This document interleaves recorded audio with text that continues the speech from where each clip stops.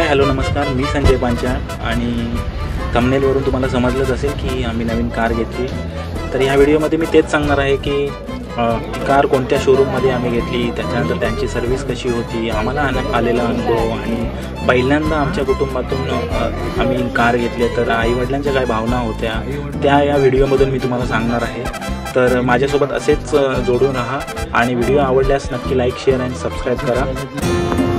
जेव्हा आम्ही समोर किंवा कॉलेजमध्ये टाकायला जायचो ना, तेव्हा महिन्याचा टेपची किंमत तेव्हा 10-12 हजार रुपये. कुठल्या ह्या टेपची? ह्या टेपची किंमत. आता हे नवीन मॉडेल आलं सर्व. आता टच स्क्रीन आलं. हे मला वाटतं जुन्यापासून लावलं. हां, जुन्यापासून नवीन आहे गोष्ट. हे तेव्हा स्पीकर लावून मिळायचे सेपरेट. आउटडोर आहे, एम्प्लिफायर आहे. हे आता नवीन आलं. आता हे नवीन सिस्टम आता कलियुगामध्ये आणि हे जुन्या युगामध्ये. ते हे आहे तुझं छोटं आहे, चालू आहे. चालू आहे. टेस्टिंग करू शकतो आपण, मला वाटतं.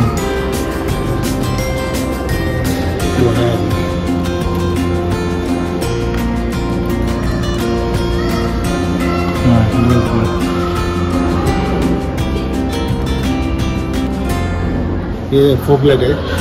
ओके, फोकलाईट LED असते. LED नाही, हे गाडी किचन. Keys remote. हां, सेपरेटली बसून मिळतो, म्हणजे बसून घेऊ शकतो. वाटतंय, छान वाटतंय. आई वडिलांना मुलांची प्रगती बघून नेहमी छानच वाटणार ना. आम्ही गावी जरी शेती केली तरी आमच्या जन्मभूमीला आम्ही कधी विसरलो नाही. म्हणून हे सर्व त्याच्या आशीर्वादाने मिळतं. त्याशिवाय आई वडील, भाऊ, कुटुंबीय सगळे त्यांचीही आशीर्वाद असावे.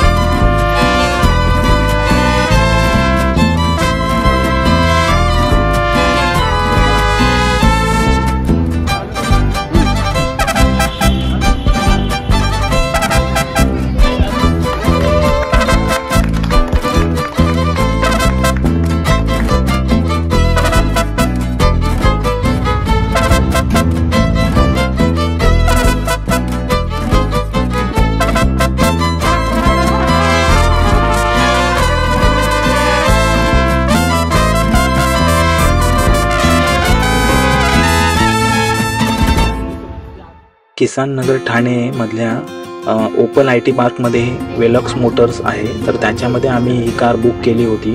त्यांची सर्विस खरंच अतिशय खूप छान आहे आणि सर्व गोष्टी ते लोक समजून सांगतात. त्याच्यानंतर गाडीची कशी काळजी घेतली पाहिजे हे ते लोक सांगतात. त्यांचे जे टेक्निकल मेंबर्स असतात ते ह्या सर्व गोष्टी खूप छान पद्धतीने समजवतात. तसेच या शोरूमचे जे एक्झिक्युटिव्ह वगैरे होते तर ते खूप छान पद्धतीने आम्हाला गाडीविषयी माहिती, तसेच कागदपत्रांविषयी माहिती, RTO किंवा पोलीस, ट्रॅफिक पोलीस कशाप्रकारे कागदपत्र चेक करतात किंवा कोणते कागदपत्र चेक करतात या सगळ्याची इत्थंभूत माहिती ते लोक सांगत होते. आणि तुम्ही कशी कार जपली पाहिजे, तुम्ही कशी कारचा मेंटेनन्स किंवा सर्व्हिसिंग केली पाहिजे, सगळ्या गोष्टीबद्दल ते छान माहिती सांगत होते.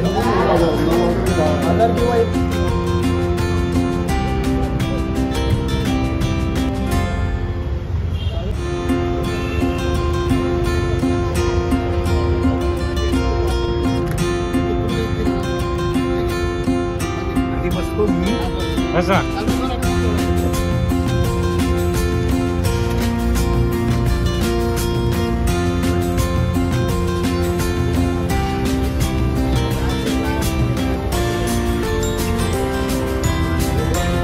तेव्हा ती फक्त पहिले पेट्रोलच देऊ की आता तुम्ही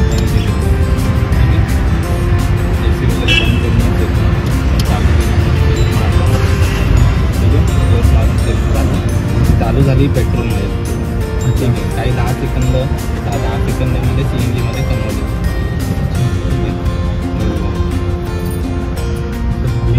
बघा तेवढं किती चालेल, काय हरकत नाही आहे. त्यामध्ये तुम्हाला इथे CNGचं आणि पेट्रोलचं बटन आहे. आता सपोज तुम्ही चाललात घाट वगैरे येतो तर CNGला लोड असेल तर CNGमध्ये गाडी जास्त पिकअप घेत नाही. जेणेकरून मग पेट्रोलवर करायचे असेल की इकडे CNG फ्यूल असं एक बटन आहे. ठीक आहे, दिसतंय तुम्हाला. हे जर तुम्ही दाबलात तर पेट्रोलवर जाते. ठीक आहे, सिंगल डिपला ती पेट्रोलवर जाते. मग पेट्रोलवर रनिंग होते गाडी. तर तुम्हाला CNG मध्ये घ्यायचं आहे तर CNGला एक डिप दाबा, CNG मध्ये येतं. हां, फक्त तुम्हाला जेव्हा गाडी बंद पडली असते, ठीक आहे, तुमच्या गाडीत पेट्रोल काहीच नाही आहे, जेणेकरून तुम्ही सेल्फ मारता तर पेट्रोलवर सेफ होते, त्यामुळे ती चालू होणार नाही. मग तुम्हाला CNG आहे पण पेट्रोल नाही आहे. मग CNGवर चालू करायची असेल तर हे फक्त बटन तुम्हाला 10 सेकंद दाबायचं, 10 ते 12 सेकंद, जोपर्यंत CNG कन्वर्ट होत नाही तोपर्यंत. अप्पर मारला, खाली ढकललं थोडं की अप्पर, वरती गेलं की पासिंग आहे.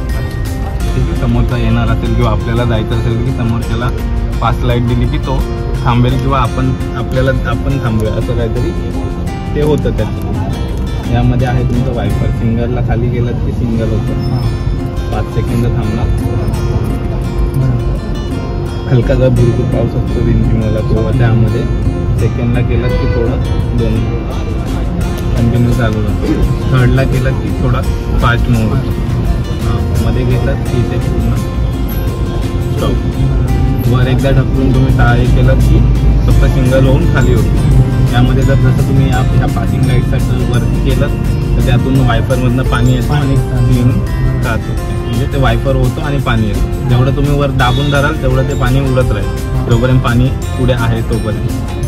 ह्यामध्ये तुमचं हे ब्लूटूथ सिस्टम आहे. म्हणजे आता लो फ्यूल आहे म्हणून लो फ्यूल आहे. तर यामध्ये 3 मोड आहेत, FM मोड आहे, AM मोड आहे आणि ब्लूटूथ मोड आहे. हा ब्लूटूथ मोड आहे, हा FM मोड आहे. ह्यामध्ये तुम्ही चॅनल गाणे वगैरे चेंज करू शकता. हे तुमचं व्हॉल्यूम आहे, हे तुमचं सेटिंग आहे. मेनूमध्ये जाऊन हे सेटिंगसाठी तुम्ही इंडिट करू शकता. ब्लूटूथ डिव्हाइस वगैरे साऊंड सिस्टम जे असेल यामध्ये मेनू आहे. हा मोड आहे. हा कॉल तुमचा उचलायचा, कट करायचा, हे 2 बटन आहे. ठीक आहे, यामध्ये हे तुमचे पार्किंग लाईट आहे, जेणेकरून कुठे तुम्ही ऑन रोडला उभे राहिलात दारू रोडमध्ये ह्या गोष्टीमध्ये लावून पार्किंग, जेणेकरून मागच्यांना पुढच्यांना कळतं की ही गाडी पार्किंगला उभी आहे. त्यामध्ये तुमचा AC विंड येतो. AC विंडमध्ये हा तुमचा फॅन आहे. ठीक आहे, हा तुम्ही 4वर केला की खूप. यामध्ये तुमचे हे विंड आहे. हा खालचा विंड येतो 4 फ्लोअर फक्त. हा आहे तर खाली तुमच्या पायापाशी आणि हे 4 विंड. हा असेल फक्त सिंगल पायापाशी तिकडे आणि इकडे ड्रायव्हर. हा असेल पायापाशी आणि पावसाळ्यात जो फॉग जमा होतो त्याच्यासाठी, काच क्लीन होण्यासाठी. हा असेल फक्त पूर्ण खूपच काच फॉग झाली की त्याच्यासाठी. यामध्ये आहे तुमचं कूलिंग सेंटर आणि इकडे हिटिंग सेंटर. मध्ये ठेवलात तर नॉर्मल हवा येणार, इकडे ठेवलात की हिटिंग चालू, की थंडीमध्ये कुठे आपण रूटला गेलो, थंडी खूप आहे त्यामुळे. आणि हे तुमचं थंडी हा आहे तो इकडेच राहून जायचं, कारण की ही AC हवा आहे ना, सर्क्युलेशन होऊन ना थंडची हवा अजून थंड होते. आणि हे असं इकडे केलं तर बाहेरची हवा AC घेते, जेणेकरून त्याला टाईम लागतो थंड व्हायला. असं म्हणजे नॅचरल कुठे गेलोय, आपल्याला विंडो नाही ओपन करायचं, गावा साईडला गेलोय, मग इकडे केलं तरी चालेल, नॅचरल हवा येते बाहेर. इकडे ठेवलं की आतली हवा आतच सर्क्युलेशन होते. हे तुमचं फॅन आहे, हे तुमचं ACचं बटन आहे. हे बटन चालू असल्याशिवाय तुम्हाला थंड हवा येणार नाही. आता फक्त फॅन चालू आहे, हा फक्त फॅन. तुम्हाला बाहेरची जशी हवा असेल तशीच आतमध्ये लागणार. तर बाहेर थंडी आहे तर आत थंड हवा लागणार, आत बाहेर गरम आहे तर गरम हवा लागणार. हे तुमचं येते 5 गेअरमध्ये तुमची गाडी येते. दिवस आहे जो 6वा इकडे. हँडब्रेक आहे, सीट बेल्ट आहे, सीट बेल्ट लावल्याशिवाय बरोबर ते इकडे एक अलार्म आहे तो वाजत राहणार. 10च्या वरची स्पीड गेली की हा बीप होणार कंटिन्यू टी वाजणार. कारण की कंपनीने फीचरच दिले की सीट बेल्ट तुमच्या नसतील लागलेले तर मग ह्या सेन्सर चालणार नाहीत. आपण बोलणार की यार एअरबॅग, एवढी गाडी घेऊन एअरबॅग असून एअरबॅग खुलले नाही. त्यामध्ये आपली पण चुकी आहे ना की आपण पण सेफ्टी जपली नाही. असं आहे. सीटच्या खाली तिथे CNG इथे पेट्रोल. हे जर झाकण उघडं राहिलं चालू होणार. चालू राहिलेली गाडी जरी ओपन झालं तरी बंद होते. ह्याच्यावरती थोडं लक्ष द्यायचं की जेणेकरून कधी सेल्फ झाला मारतो, चालू होत नाही. कधी कधी त्याला खोलायचं परत बंद होतं. अच्छा, बाय चान्स कधी राहिलं चुकून कधी असं, त्यामुळे याला जास्त करून लक्ष द्यायचं याच्यावर चालू करताना. जर नाही होत तर असं तिथे तुम्हाला बटन आवडतं. हां, ओपन करण्याची हा तुमचा दाखला आहे, मी आहे. जॅक वगैरे, जॅक आहे तो माझ्या ड्रायव्हरची सीट खाली असतो आणि ह्या सीट खाली फायर बाटला असतो आणि CNGसाठी आम्ही टूल किट आता तुम्हाला दाखवलं. त्यामध्ये हा व्हील पान आहे जो आपण नट खोलतो, आपला ह्याचा पान आहे, जॅकचा पान आहे आणि एक टोविंग पान आहे आतमध्ये, जेणेकरून टोविंग पानापुढे आपल्याला तो गोल गोल फिरून अटॅच होतो. सपोज बंद पडली कुठे कशाला ओढायची असेल गाडी कोणती किंवा काय, त्याच्यासाठी तो वापरला जातो. आणि हा अँगल आहे. सपोज ऑन रोड आपण कुठे आहे हायवेला वगैरे, तर आपल्या गाडीचं पंक्चर वगैरे झालं किंवा काय प्रॉब्लेम आहे, आपण थांबलो वगैरे, तर मागे लावायचं, जेणेकरून मागच्यांना कळलं पाहिजे की पुढे गाडीला प्रॉब्लेम होतो. म्हणजे तो रिफ्लेक्ट होतो रात्रीचा असं. यामध्ये तुम्हाला शेगडी खोलायचं असेल तर इकडून हा नट आहे, जो आपण टायर नट खोलतो ना, त्या पद्धतीने हा नट खोलला की हा रॅक वरती होतो. अच्छा, तो सेफने अलबत वरती. गणपती बाप्पा मोरया.